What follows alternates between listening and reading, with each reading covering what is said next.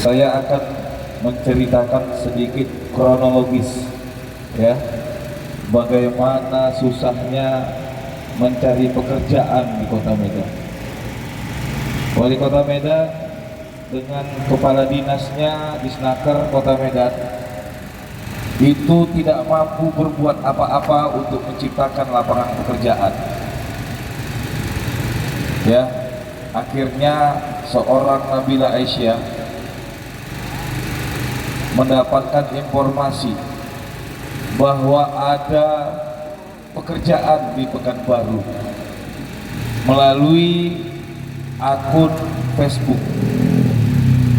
Dia melihat di akun Facebook itu ada pekerjaan di Pekanbaru, kemudian dia bersama temannya Rina Simatupang berkomunikasi dengan pemilik akun.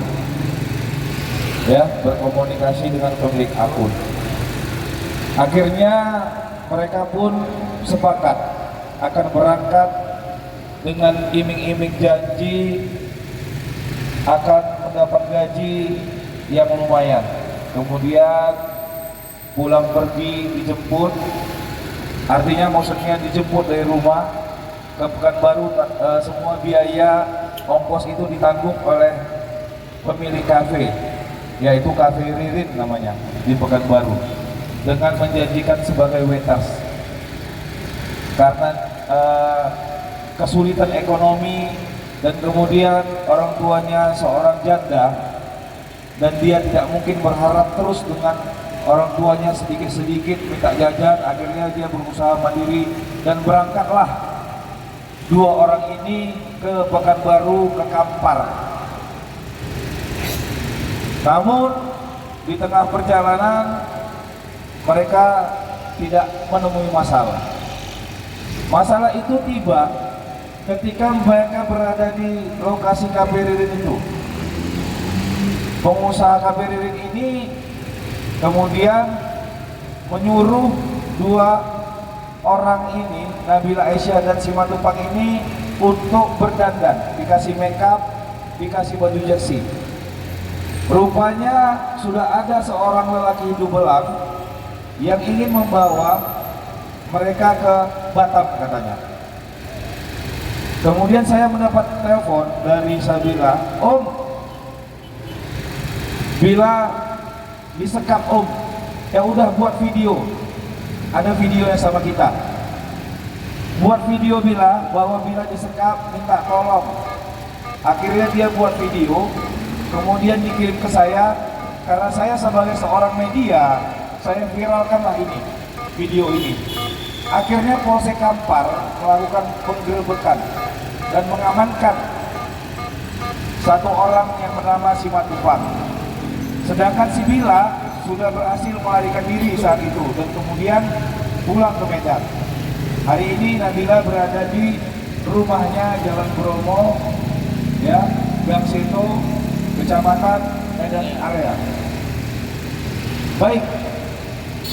Kemudian Polsek Kampar mengirimkan foto kepada saya, "Bang, jangan dinaikkan lagi beritanya." Karena saat itu saya terus menaikkan berita viral, "Jangan dinaikkan beritanya Bang, karena kami sudah mengamankan Simatupang, Rina Simatupang, kawan Sibila." "Terus Bang?" "Ya udah, nanti kami ke Medan," katanya, membawa si Simatupang dan akan ke rumah Nabila untuk membuatkan BAB katanya. Namun sampai saat ini pihak Polsek Kampar tidak memberikan informasi apapun mengenai tidak lanjut ini, dan saya telepon tidak pernah diangkat Polsek Kampar. Oleh karena itu saya menjumpai Abangda Bang Saharudin, Ketua Komunitas Data Jumat yang juga Ketua Gebraksu. Akhirnya kami sepakat bersama-sama kawan-kawan aktivis, ada Bantuan Merdeka dan kawan-kawan untuk hadir di sini menyuarakan. Namun sebelum kami hadir di sini, saya sudah berkomunikasi dengan Dinas Perlindungan Perempuan Anak. Tapi apa yang terjadi? WA saya tak dibalas, teleponnya tak diangkat, ke kantornya saya tak bisa jumpa sama Kadis. Terakhir saya buat berita yang isinya seperti ini. Ada apa? Kepala dinas tidak peduli dengan kasus TPPO, tapi hobinya buat acara di hotel. Artinya kan mental kadis ini kan mental proyek.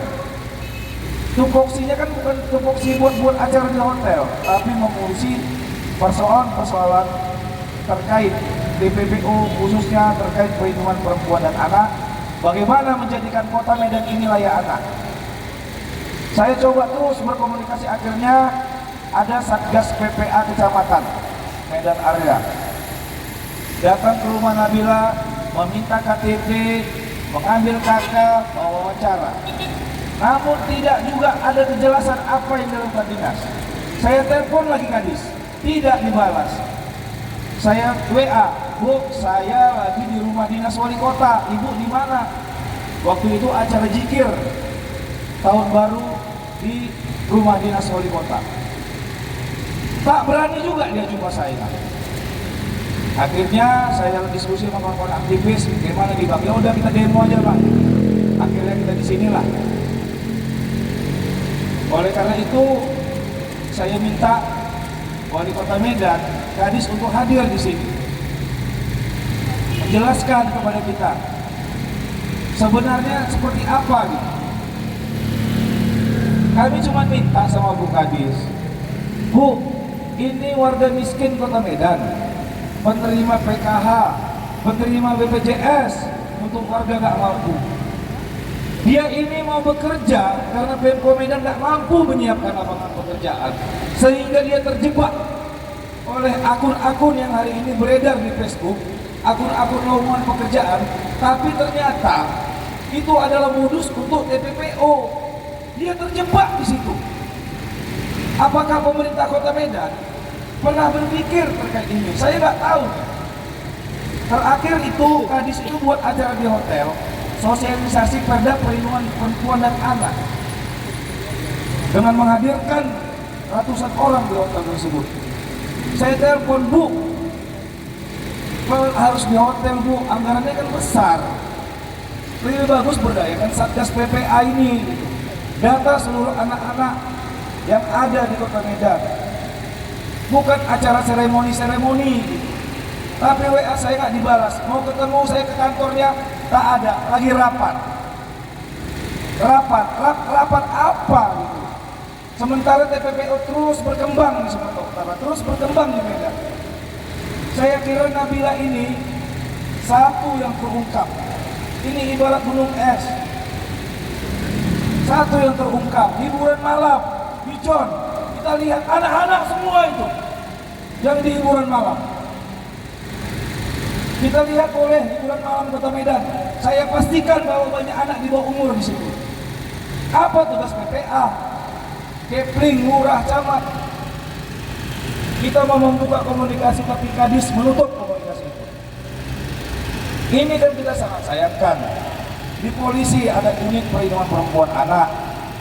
Di dinas ada unit, ada perlindungan perempuan anak. Di Sumut ada perlindungan anak.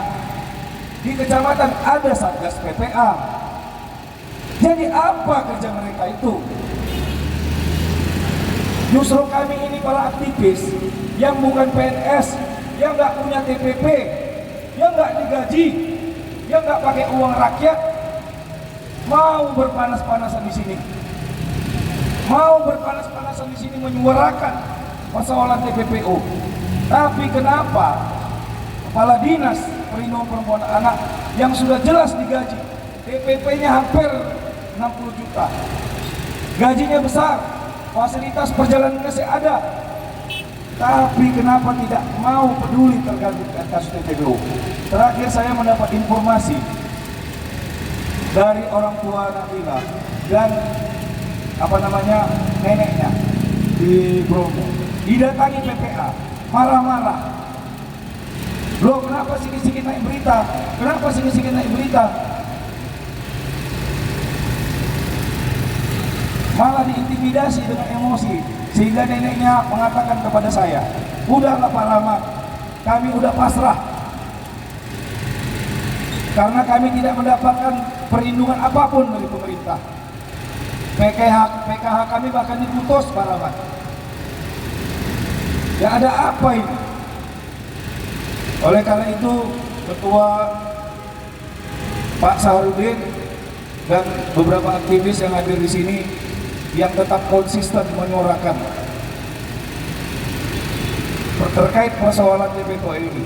Kita berharap hari ini kita bisa bertemu dengan Wali Kota Medan.